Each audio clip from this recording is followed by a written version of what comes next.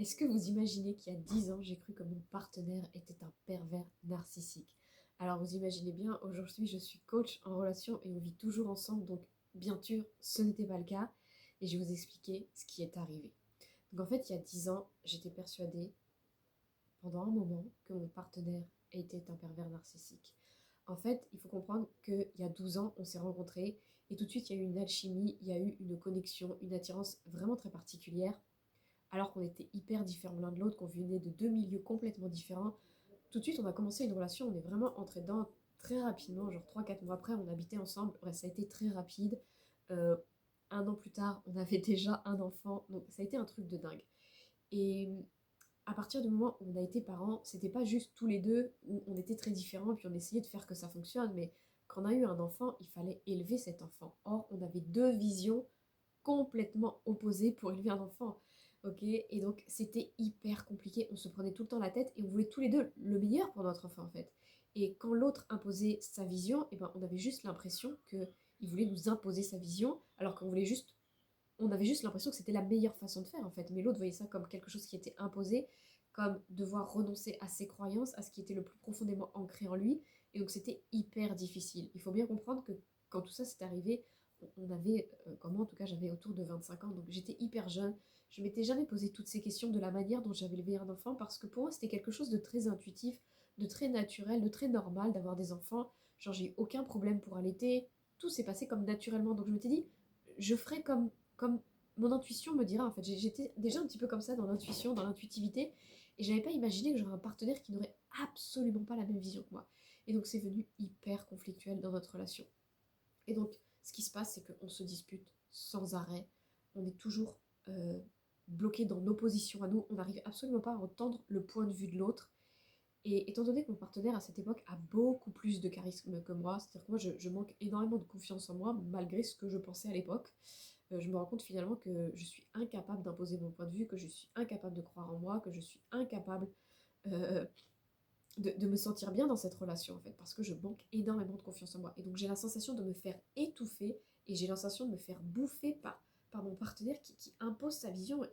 Et donc c'est à ce moment-là en fait où je commence à douter et je me dis, mais je suis en train de me faire manipuler. Et donc c'est là où je commence à faire des recherches sur Internet et que je tombe sur le terme en faisant mes recherches, en mettant ce que moi je vis en fait, que j'ai l'impression d'être soumise. Je tombe sur pervers narcissique. Et là, je fais des recherches et je tombe des hauts. Je dis, mon Dieu, mais c'est pas possible, pourquoi je vis ça, etc. Et donc pendant quelques jours, je me rappelle, je me sens hyper mal en me disant, mais mon Dieu, j'ai fait un enfant avec ce genre de personne et tout, donc c'est horrible. Et en fait, c'est là où il faut faire hyper attention, parce que si vous n'êtes pas une professionnelle, vous pouvez très rapidement faire de très faux diagnostics, parce que vous imaginez bien, aujourd'hui, je suis toujours avec ce partenaire, donc il n'était absolument pas un pervers narcissique. Et c'est hyper dangereux parce que je vois énormément de clientes qui viennent me voir et dans les premières séances, on parle et elles me parlent de leur ex. Et à chaque fois, elles le cataloguent. Lui, c'est un pervers narcissique. J'ai fait mes recherches, etc. Il est ça. Mais en fait, je me rends très bien compte quand elles m'en parlent que non, c'est juste que vous êtes deux personnes complètement immatures qui n'arrivaient pas à communiquer. Mais son comportement n'indique absolument pas, quand tu me le décris, que c'est un pervers narcissique en fait. Donc, très attention sur ce terme, vraiment. Donc aujourd'hui, on est toujours ensemble. Ok. Donc vous imaginez bien que c'était pas du tout le bon diagnostic que j'avais posé. Et je vais vous expliquer du coup c'était quoi le problème dans notre relation et comment on a fait pour en sortir de là aujourd'hui et être capable de vivre une vie tellement belle que et d'avoir tellement changé notre relation que j'ai été poussée par plein de personnes autour de moi à me lancer en tant que coach, et ce qui m'a donné confiance pour finalement devenir coach il y a quelques années. Alors que je venais de la relation la plus horrible du monde selon moi. Donc la première chose, c'est que j'ai fini par comprendre qu'on était deux personnes qui savaient absolument pas être en couple en fait. On était comme deux personnes immatures qui n'ont absolument pas la capacité de gérer une relation. Et une relation de couple. Et ça, je le vois chez les femmes, donc moi j'avais 25 ans, mais je le vois chez les femmes qui ont 35, 45, 55 et plus, qui vivent encore une relation de deux personnes complètement immatures. Donc ça, c'était le problème. Le problème, c'est que en fait, on avait nos blessures d'enfance qui étaient toujours là, qui étaient toujours grandes ouvertes et que l'autre venait réactiver à chaque fois qu'on avait une dispute. Et on avait toujours la sensation en fait que l'autre faisait tout contre nous en fait, alors que absolument pas. En fait, l'autre venait juste à chaque fois réveiller nos blessures. Et donc, étant donné que nos blessures étaient ouvertes, qu'est-ce qu'on fait quand on a une blessure? On veut la fermer en fait, on veut la bloquer, on veut la protéger. Donc, on se protégeait encore plus, on faisait encore moins confiance à l'autre.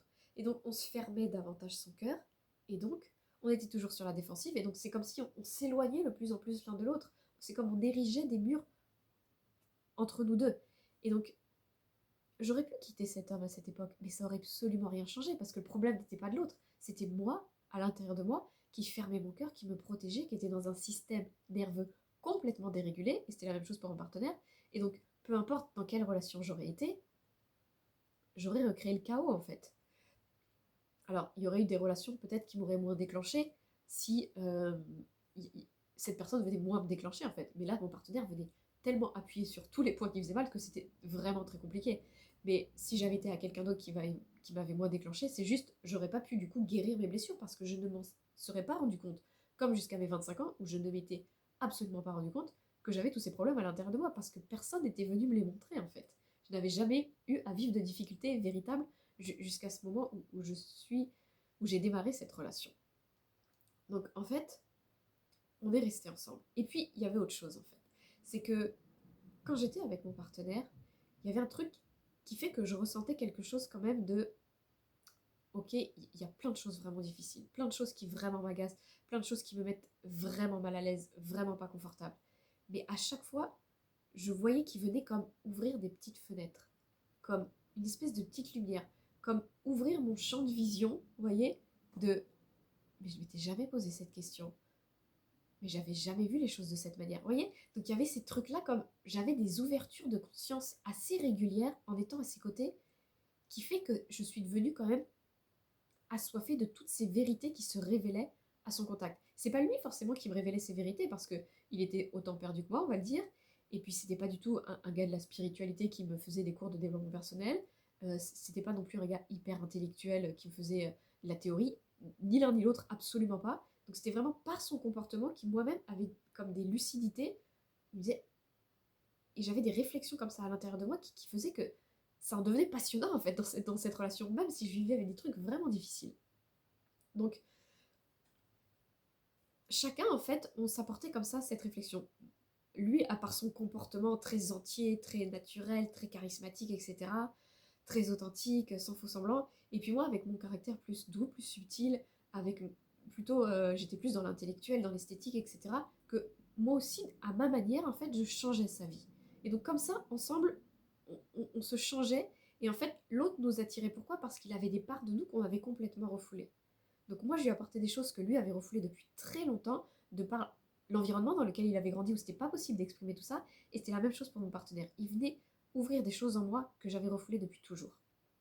Et donc, étant donné que je les refoulais et que je les détestais, inconsciemment, je voulais pas les voir, et donc je le détestais chez lui. Mais en fait, c'était des trucs qui m'attiraient plus que tout, en fait. Et en fait, même si on souffrait l'un l'autre, on se rendait compte d'une certaine manière qu'on guérissait quand même à travers l'autre. Et donc, étant donné que je commençais à comprendre tout ça, j'ai commencé à faire mes recherches, j'ai commencé à faire mes premières formations, à faire mes premiers accompagnements. Pour moi, au départ, pas du tout accompagner les autres, à ce moment-là, pas du tout, et à vivre un éveil spirituel. Et donc tout ça, les accompagnements, les formations, l'éveil spirituel, c'est venu comme accélérer la transformation dans notre couple. Et donc, ce qui fait qu'avant, on était un peu en train de marcher tous les deux et d'avancer. Là, c'est comme si j'ai pris un TGV et j'ai commencé à avancer. Donc lui, il n'a pas eu le choix que de me suivre au départ en courant, et donc il a pris un peu de retard. Et puis après, il est monté avec moi finalement. Et c'est là où on a vraiment transformé notre couple, notre relation assez rapidement, en quelques mois, je dirais. Puis après, ça s'est perduré sur quelques années. Mais c'est comme ça que ça s'est passé. Et si je devais résumer un peu en 5 piliers, quels ont été les 5 piliers par lesquels je suis passée, qui m'a permis de passer d'une relation qui était finalement, du coup, on pourrait dire complètement toxique, même s'il n'y avait pas de pervers narcissique dans l'histoire, c'était complètement toxique, à quelque chose qui est vraiment ça, une relation où on est vraiment bien, où tout à l'heure mon partenaire encore il disait, mais on est vraiment un power couple, genre il y a pas de couples qui sont aussi puissants, quand on n'en connaît pas, c'est hyper rare des couples aussi connectés, aussi forts l'un que l'autre en fait. Donc, c'est possible si on s'en donne les moyens, véritablement. Peu importe à quel point on est brisé, on a le cœur et on a je ne sais combien de blessures, si on se donne les moyens, on peut vraiment transformer une relation de couple à partir du moment où les deux ont envie d'avancer ensemble. Donc, le premier gros pilier, je dirais, ça a été le travail sur mon enfance et sur le travail sur la relation à mes parents. C'est des choses que j'avais jamais faites par le passé. Alors je vois, j'accompagne maintenant des femmes et je vois que certaines ont la sensation de l'avoir déjà fait et elles ont fait vraiment un travail en surface. Donc il y a toujours des choses qui peuvent remonter des fois. Donc travailler l'enfance, la relation aux parents, toutes les histoires passées un peu avec les hommes, etc. Ça permet quoi? Ça permet de se libérer de chaînes invisibles, de mémoires invisibles, des trucs que vous portez en nous, dont on ne se rend pas compte en fait. Et à partir du moment où on s'en libère, donc c'est beaucoup de travail énergétique ou des pratiques d'exercice de développement personnel que vous allez faire comme ça. Vous n'allez pas forcément au départ changer votre comportement, c'est juste que vous allez faire ressortir des trucs, il va y avoir des prises de conscience, il va y avoir des libérations qui vont se passer. Et sans que vous fassiez réellement aucun changement concret dans votre vie, votre relation va se transformer. Et ça s'est passé, c'est pas moi qui l'ai remarqué, c'est en premier mon partenaire qui m'a dit Isaïe, t'as remarqué, on se prend beaucoup moins la tête. Donc ça, c'est il y a maintenant 5-6 ans, je dirais, où il m'a fait cette première réflexion un été. Et je dis, c'est vrai. Donc en fait, c'est arrivé comme ça parce qu'on a libéré beaucoup de choses qui étaient liées. Bon, au départ, c'est moi qui ai travaillé, donc à mon passé, en fait. Et rien que de libérer ça, ça a comme fluidifié notre relation. Donc ça a été déjà un énorme grand pas. Mais ça ne suffisait pas. Il a fallu après faire des choses beaucoup plus concrètes sur moi. Donc, la première chose que j'ai fait, c'est travailler mon estime, prendre davantage soin de moi parce que j'étais une jeune maman qui avait 3 enfants et donc je m'étais un petit peu oubliée, il faut le dire. Donc, développer l'amour de soi et la confiance en moi. Donc, il fallait que je développe tout ça. La confiance en moi, je m'étais rendu compte en démarrant cette relation que j'avais très peu confiance en moi, que j'étais incapable de tenir mon point de vue. J'essayais toujours de faire en sorte que je sois plus ou moins d'accord avec l'autre parce que j'étais incapable de tenir un point de vue différent de l'autre. Donc, tout ça, il a fallu que je sois capable de le faire. Ce qui a permis de me changer la vision que j'avais de moi, de me voir comme une femme confiante, une femme forte, une femme belle, une femme qui méritait les plus belles des choses, etc. Ça m'a changé dans mon attitude, dans ma façon de me tenir. On m'a fait la réflexion aussi, ma façon de marcher. Ça m'a permis d'être capable de dire non quand j'avais envie de non. Ça m'a permis de poser des limites saines. Ça m'a permis aussi de mieux me voir, en fait, d'avoir une plus belle estime de moi et d'oser voir mieux pour mon futur, en fait. D'oser imaginer quelque chose de beaucoup plus positif pour moi. Parce que je voyais enfin que je méritais quelque chose de bien mieux que ça, en fait.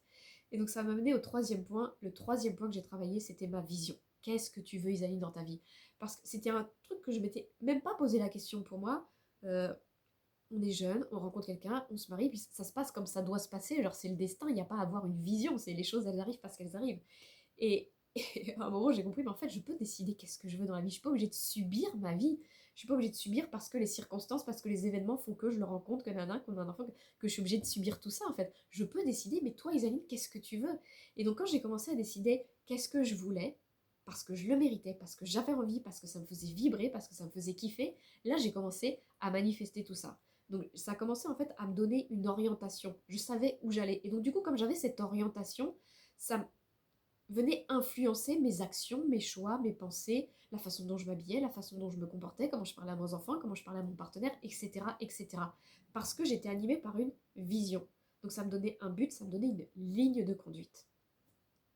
Le quatrième point, ça a été de comprendre comment ça fonctionne un couple. Et ça, j'ai commencé à m'y intéresser assez tôt, mais ça a été vraiment assez long à trouver les bonnes sources d'informations, parce que j'ai un peu pataugé dans ce truc-là. Comment fonctionne un couple bon sang, comment on est censé faire. Et je vois encore énormément de choses sur les réseaux sociaux qui pour moi ne résonnent absolument pas, pourtant de coach, etc. Pour qu'un couple fonctionne bien et soit sain en fait. Donc j'ai appris une communication qui puisse être saine dans le couple, j'ai appris qu'on pouvait guérir ensemble sans forcément même faire appel à un thérapeute, mais à partir du moment où on a appris à le faire, alors on peut le faire en toute autonomie. J'ai appris à gérer les conflits, j'ai appris à gérer mes émotions et puis à faire face aux émotions de l'autre. Bref, plein de choses qui m'a permis en fait d'avoir des outils concrets pour faire évoluer mon couple, pour améliorer le quotidien. Voilà, et pour faire durer le couple, pas juste pour faire durer le couple, mais pour faire durer le couple et que ce soit kiffant en fait, qu'on kiffe être ensemble au quotidien. Et c'est le cas aujourd'hui parce que moi je travaille de chez moi, mon partenaire a des activités où principalement il est aussi à la maison, donc on est très souvent ensemble en fait. Et ça se passe super bien et on aime être ensemble. Et on fait beaucoup de choses ensemble, mais parce qu'on a appris à être bien l'un avec l'autre en fait. Et le cinquième pilier sur lequel j'ai énormément travaillé et que j'adore toujours travailler, ça a été la guérison et la révélation du féminin, de mon féminin. Donc en fait, guérir le féminin, je l'ai fait aussi dans la guérison quand j'ai travaillé sur mon enfance, etc. Mais ça a été quelque chose qui est arrivé plus tard, la guérison du féminin, ou de guérir le féminin notamment par rapport à mon intimité, ces choses-là. Et puis le féminin, dévoiler un petit peu toutes les facettes de ma féminité. Je ne suis pas juste une maman en fait, parce que j'ai beaucoup plongée dans la maman. Je ne suis pas juste une épouse, mais je suis aussi plein d'autres facettes de la féminité. Et donc c'est toutes ces facettes en fait que je suis allée découvrir et j'adore faire ça en fait. Mais il a fallu avant aller guérir pour oser pouvoir révéler. Et donc ça m'a permis quoi en fait de guérir et révéler toutes les facettes de ma féminité. Ça m'a permis de devenir comme la femme que tout homme rêve d'avoir. Parce qu'une femme qui ose révéler toutes les facettes de sa féminité, ça en fait une femme extrêmement magnétique, extrêmement confiante, extrêmement attirante en fait.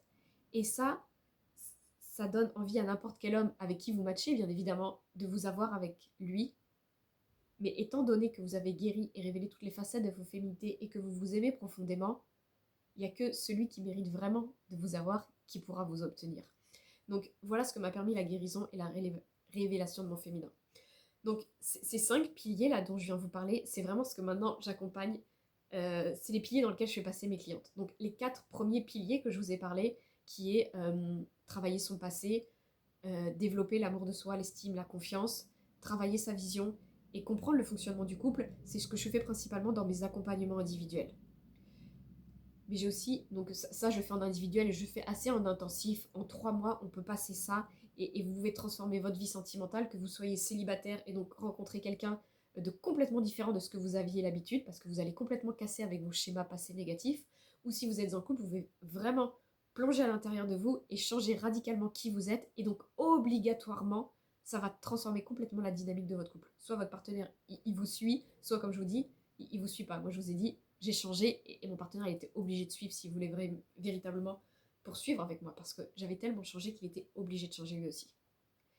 Donc ça, c'est ce que je fais dans les accompagnements individuels et j'ai aussi 2 accompagnements de groupe. Donc il y en a un que je fais depuis plusieurs années, déjà 3 ans, qui s'appelle Renaissance. Donc on passe les 4 premiers piliers plus le 5e pilier où on va révéler et guérir tous les aspects du féminin.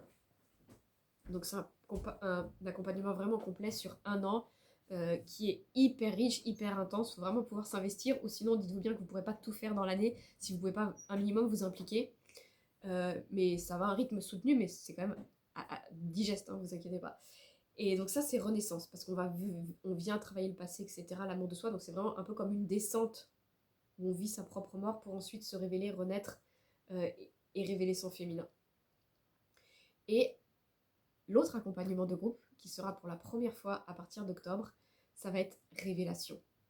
Révéler son féminin. Donc là, on va passer 1 an à révéler les 12 aspects du féminin en s'inspirant de 12 archétypes féminins qui vont vous permettre de révéler tous les aspects de votre votre féminité. Pardon. Donc on va aller voir 12 archétypes. Et à travers chaque archétype, donc on va aller comprendre cet archétype, c'est quoi ses qualités, c'est quoi ses parts d'ombre, qui est cette femme à l'intérieur de nous, aller à sa rencontre. Et donc, il y aura une partie théorique, et puis il va y avoir une partie plus de rituels, de passage à l'action, de pratique. On va faire des rituels de méditation, des rituels de créativité, donc des rituels créatifs, des rituels saisonniers, parce que bien sûr, le féminin est complètement connecté aux saisons et aux cycles, parce que la femme est cyclique. Donc, on va rentrer dans chaque saison et s'associer à tous les rituels qu'on peut passer à chaque saison, au solstice, aux nouvelles lunes, aux pleines lunes, etc. Je vais vous proposer aussi des rituels un peu de sorcière avec les plantes, vous connecter à la nature. Et puis on va les connecter aussi avec l'intimité, donc tout ce qui est connexion au féminin, à cette énergie créatrice à l'intérieur du bassin, à l'intimité. On fera aussi des exercices d'écriture inspirés pour développer votre intuition et être votre propre guérisseuse intérieure.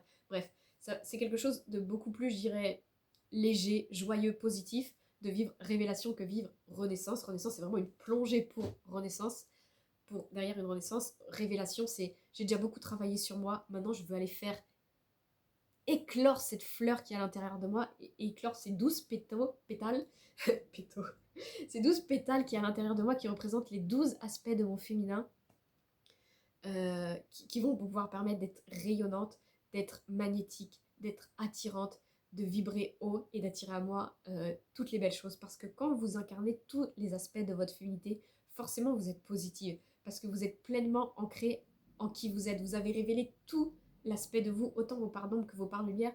Donc vous êtes forcément excité de vivre votre vie. Et une femme excitée de vivre sa vie, elle ne peut que attirer les plus belles des relations d'amour. Donc voilà, si ça vous intéresse, ces accompagnements-là, mettez-moi Donc il n'y a pas encore le lien de renaissance, de révélation qui existe, ni renaissance. Moi j'ai juste fait un... Pour renaissance, il y a un lien pour s'inscrire sur une liste d'attente. Donc vous pouvez le retrouver dans les liens sur ma chaîne YouTube. Mais sinon, mettez un message que vous voulez les liens et dès qu'il est disponible, je viendrai vous répondre pour que vous ayez les liens pour vous inscrire. Pour l'accompagnement individuel, bien évidemment, vous pouvez prendre dès maintenant un appel découverte.